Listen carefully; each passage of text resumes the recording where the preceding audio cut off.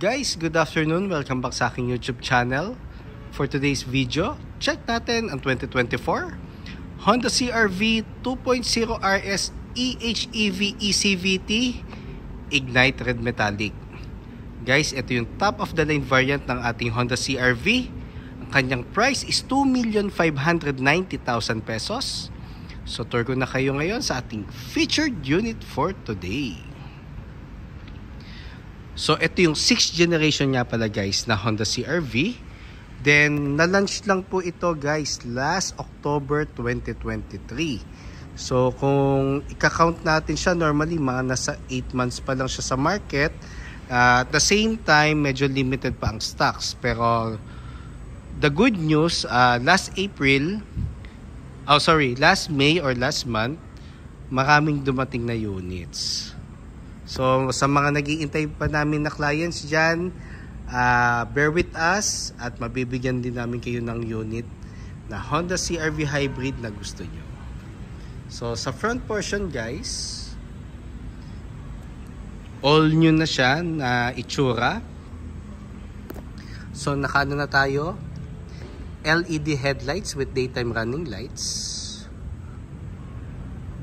LED fog lamps. RS emblem, then RS design glossy black front grille. And kung mapapansin nyo guys, sa buong model ng Honda lineup, si Honda CR-V lang ang meron transparent case dito sa emblem. Na meron siyang outer blue line which nagbibigay ng mas premium look sa ating Honda CR-V. Lower front bumper is diamond shape na matte black. Then kung mapapansin nyo guys, may mga ano na rin siya, sensors like ito, yung circle, tsaka yan. So equipped na rin kasi siya ng Honda Sensing, which is additional safety feature ngayon kay Honda. So, pakita ko lang ulit guys ating front portion. And ang maganda nga pala dito, yung sa fog lamps natin, meron siyang garnish na may connector siya doon sa front bumper. So, mas litaw yung yung combination ng matte black tsaka ng body color. Dito naman sa taas, sa ating headlights, glossy black ang ating accents sa front portion. Regarding naman sa engine guys, 2.0 DI Atkinson engine, eCVT. So 7-speed automatic siya. So meron siyang 207 horsepower. Then equipped siya ng 335 Newton meters of torque. Front wheel drive. So powerful ang engine natin kasi combination na siya ng motor and electric engine. So the good thing, pag inon natin ang makina, electric engine muna ang magfa-function. Then pag na-sense niya na nawawala na ng battery ang ating electric engine or kailangan niya na ng additional speed, tsaka papasok si motor engine. So, mas fuel efficient to compare sa mga mechanical engine. Kasi nandun na rin naman tayo sa sa transition na it's more on pinopromote na ang hybrid and mga full electric cars. So, dito naman tayo sa sides, guys.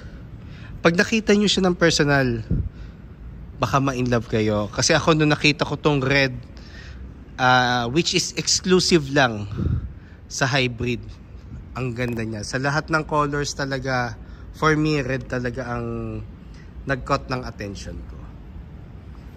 So sa sides, saka tayo guys, 18-inch glossy black alloy wheels. Then ventilated disc ang ating front brake. MacPherson strut ang ating suspension. Then the good thing about dito sa fenders guys, or sa mga trimmings ng ating sasakyan, body color hanggang side skirt or hanggang dun din sa dulo Then meron siyang reflector dito guys sa front wheel. Then nakano tayo, door integrated side mirror. So glossy black ang ating portion cover, ang upper portion cover, then matte black naman ang lower portion. Then meron na tayong side turning lights. Meron na rin tayong lane watch camera. And meron na rin siyang 360. Which is, ito. Yan. So, smart entry na rin siya, guys. Body color ang ating door handles. Then, dito naman sa likod. So, naka-solid disc tayo. Then, multi-link naman ang ating suspension sa rear. Then, ground clearance siya nga pala, guys, is 198 millimeters. Then shark fin antenna, glossy black. Then meron na rin siyang, actually ano siya, it's more on parang stainless ang kanyang texture na roof rail. So meron na rin mga ano dyan, portion na just in case i-consider nyo magpalagay ng roof rack, meron na siyang foundation. Then meron na rin tayong sunroof, which is exclusive lang for the hybrid variant. So dito naman tayo sa back portion. So hindi mawawala kay CR-V ang kanyang signature vertical taillight. So LED na siya. Then meron siyang tailgate spoiler na glossy black. Then, meron siyang RS and EHEV na emblem. So, exempted sa coding pag hybrid tayo, guys. So, marami na rin tayo nag-avail pag hybrid. Then, reverse camera. Then, 4-eye backup sensor.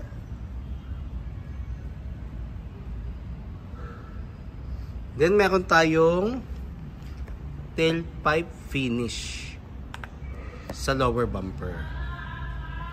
So pakita ko lang uli ang ating back portion. Then the good thing about nga pala dito, guys, so normally yung mga lower variants natin, it's more on power tailgate. So press mo to, automatic mag-ano siya, mag-open. Ang twist dito, guys, meron siyang hands-free assist tailgate. So ibig sabihin, guys, basta dala mo yung smart key, within reach siya ng CR-V, para siyang smart entry. Lagay mo lang yung paa mo sa liko, dito sa ano, sa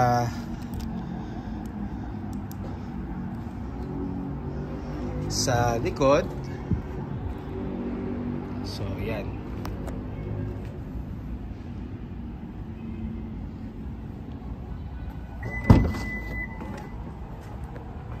So, swipe mo lang yung paa mo, mag-ano siya, mag-open siya. So, 5-seater nga pala, guys, ang ating hybrid.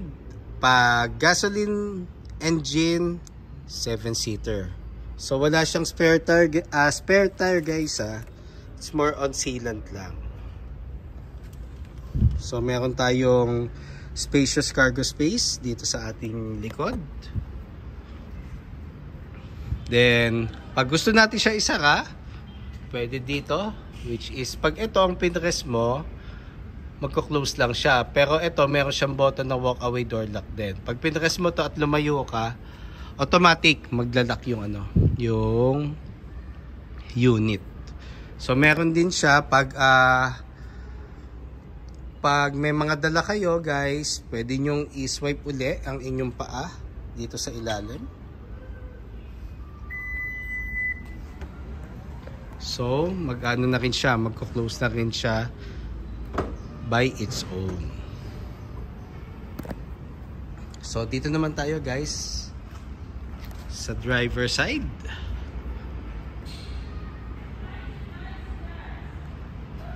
So, fuel tank capacity is 57 liters. So, unleaded, recommended. Pero higher octane, kailangan consistent na isang octane lang gagamitin natin. So tour ko naman kayo ngayon dito sa second row. So dito sa door panel natin guys, urethane texture with glossy black and silver accents. Then meron siyang leather texture with red stitches dito sa may armrest sa may door panel. Then ang texture naman ng ating seats is leather. Ang ating seating naman guys is black. So parehas siya guys tong ano. So touch na rin ang ating dome. Actually medyo out of ano na siya sa halos back portion na siya. So meron siya, pero for me it's more on dome light pa din.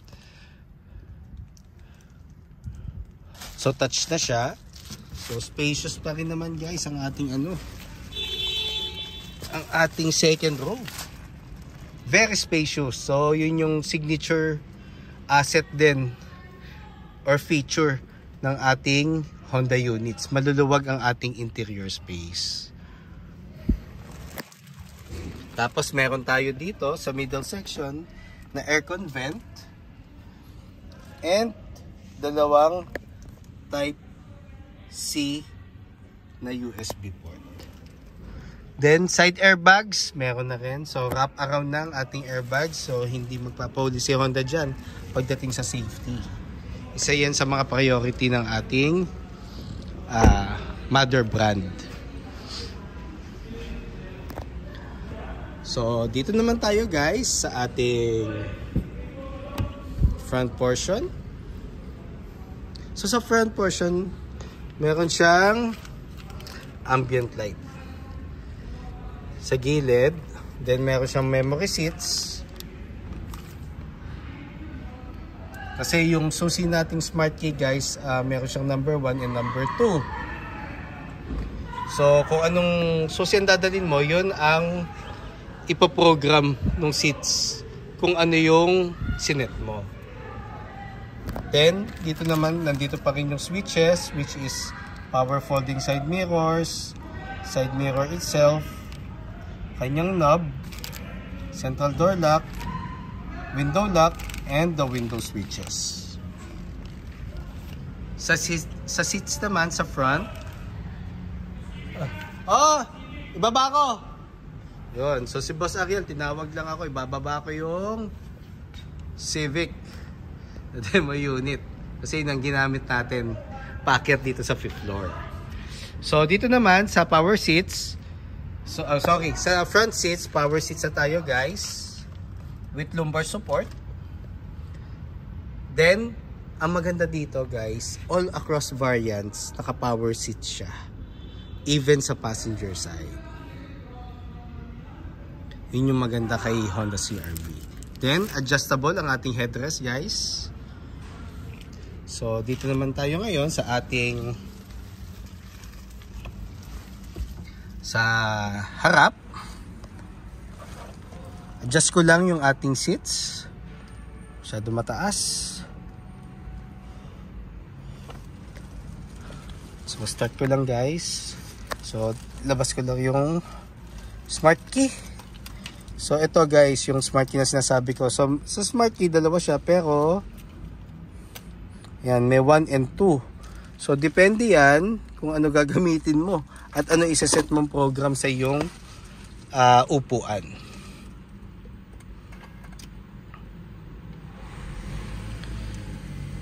Actually, naninibago talaga ako dito sa sa hybrid kasi pag in-start mo, wala kang maramdaman. Grabe. So kailangan mo pang apakan yung yung gas pedal kung talagang umaano na siya, nagfa-function na yung engine. So napakatahimik. So dito naman tayo guys sa ating steering wheel. So Leather cover na siya with thread stitches. Then, full digital panel.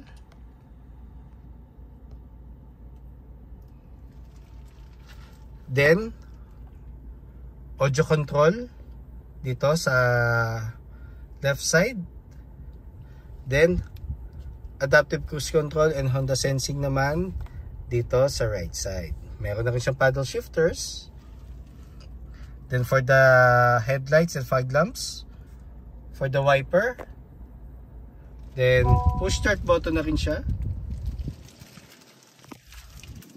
So itong button na to, it's more on traction control, power tailgate, and Honda sensing. So normally naman pag in-on mo yung engine, naka-default on na rin ang Honda sensing. So may mga certain Honda sensing feature lang na pwede mong i-off, at meron namang mga certain Honda sensing na hindi pwedeng i-off. Pero ang lagi kong ina-advise sa aking clients, wag nang i-off yung Honda sensing kasi kasama na siya dun sa binayaran mong feature ng unit, and it promotes the right driving behavior. The same time, assistance yun pag nagda-drive ka para mas safe ka. Pero normally assistance lang yun guys ha. I repeat, assistance lang. Hindi tayo pwedeng dumepende doon. Instinct pa rin nating mga drivers ang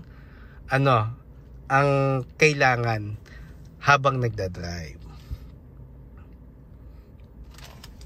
So dito naman tayo guys sa head unit. So touchscreen audio unit with Apple CarPlay, Android Auto ready. So wireless na rin guys.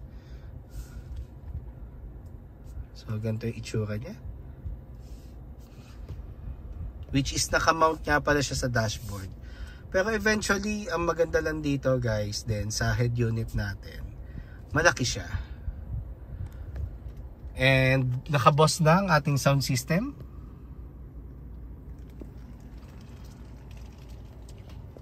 Then, ang ating aircon vent, similar sa ating Honda Civic. So, honeycomb din ang pattern. Then, nakaano tayo, dark gray na accent and glossy black sa dashboard. Aircon button, same with Civic din. So, dual zone air conditioning siya. So, ito yung on and off. Ito yung fan. Then, thermostat. Pag gusto mong adjust. And then, si passenger, pwede niya rin adjust yung kanyang temperature. Then, meron tayong ports dito, yung universal port and yung type C for charging. Meron din siyang wireless charger port, power outlet, just in case gusto niyo magpalagay ng dashcam, pwede naman dito. Basta plug and play guys. So guys, dito naman tayo sa ating transmission. So meron tayong drive mode guys. So tatlong type yan. It's either sport, normal, or econ. So normal, kahit dito na sa city driving or kahit highway, kayang i-provide ng normal mode yung speed or power na gusto mo. So pero kung gusto mo efficient ang consumption, I suggest you switch to econ. Sports mode, mas intense ang RPM. Compare sa drive, mas mabibigyan kanya ng additional speed or power. Then hill descent control guys, new feature to ng Honda. So si HRV pa lang at si CRV ang meron nito, pero si HRV talaga ang unang nagkaroon ng hill descent control. Purpose nito, pag masyado matarik ang bababaan mo, i-on mo to para magsa-self-adjust yung mga gulong na mabagal lang ang ikot, 3 to 5 kilometers per hour lang. So hindi ka nagagamit ng brake.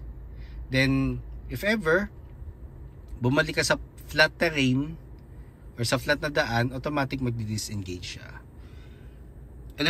Electronic park brake, gagamitin mo lang siya pag magpapark ka na matagal or off mo na yung engine. Brake hold, ito yung magiging handbrake mo pag stop and go ka sa traffic. 2 cup holders guys. Then armrest na napakalaki. Leather texture with red stitches. Console box. glove box. So sa glove box guys, diyan mo ilalagay yung ORCR mo na copy, then na hindi expired, warranty, booklet and owner's manual, and insurance policy just in case you have a hard copy. And ano nga pala guys, ang console box, normally maganda ilagay dyan yung mga cord, coin pairs, candy. Yun ang maganda ilagay dyan. Then ito yung kanyang sunroof. Diba? Perfect.